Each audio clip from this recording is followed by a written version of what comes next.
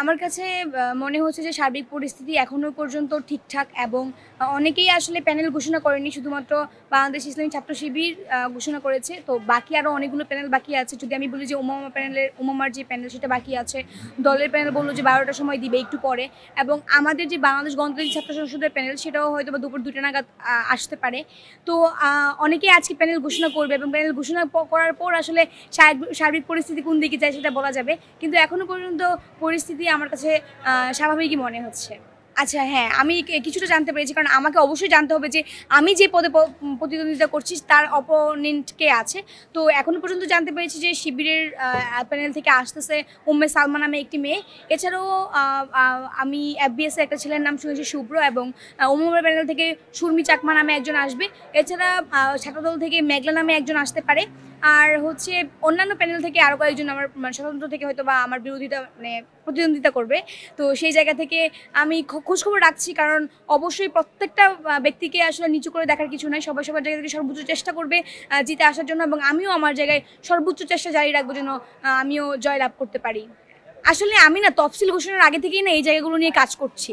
তো এই common room cafeteria নিয়ে না একটা অন্যরকম একটা আগ্রহ কাজ করে, কেন যে লাইব্রেরিতে কিন্তু এমন কোনো স্টুডেন্ট নাই যে আসলে পড়াশোনা করতে যায় না।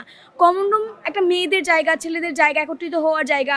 তো আমার মনে হয় যে একটা শিক্ষার্থীর যে জিনিসগুলো বেসিক দরকার তার মধ্যে লেখাপড়াটা জরুরি এবং খাওয়া দাওয়াটা জরুরি। সেই দুটো জিনিসের মধ্যে যদি আমি কাজ করতে পারি, তাদের জন্য কিছু ভালো কিছু যদি দুইটা কাজও করতে পারি, সেটা জিতে হোক না জিতে হোক, আমি যদি করতে পারি তাহলে আমার একটা মানসিক প্রশান্তি কাজ করবে। সেই জায়গা থেকে আসলে এটা করা। আর আমাকে আসলে অনেকেই মনে করছেন যে আমি আরও উপরের পদে নির্বাচন করতে পারতাম, আমার থেকে আরও ভালো ভালো আমার থেকে আরও নিচু মানের যারা ক্যান্ডিডেট আছে, দুর্বল প্রার্থীরা আসলে আরও উপরের পদে ক্যান্ডিডেট হচ্ছে। কিন্তু আমার মনে হয়েছে যে আমি আবার আগ্রহের জায়গায় কাজ করতে চাই, এটা একটা পয়েন্ট। আরেকটা পয়েন্ট হচ্ছে যে আসলে নির্বাচন করে হেরে যাওয়ার থেকে জিতে আসাটা অনেক বেশি জরুরি। আমি যদি জিতে আসতে পারি তাহলে আমার একটা সুনাম খ্যাতি থাকবে। তো সেই জায়গায় আসলে আমি সেই রকমভাবেই প্রস্তুতি নিয়ে আছি যে আমি যেটাতেই লড়বো আমি যেন জিতে আসতে পারি, স্টুডেন্টদের সমর্থন পাই, দোয়া ভালোবাসা যেন আমার সাথে থাকে, আমি যেন ওইভাবেই আসলে বের হয়ে আসতে পারি।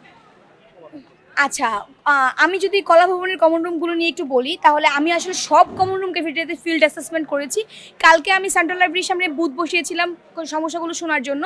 তো আমি এখনো পর্যন্ত কমন রুম ভিত্তিক যদি কোনো কথা বলি, যে কলা ভবনে কমন রুমের যে সিট, চেয়ার, টেবিল সেগুলোর সংকট আছে।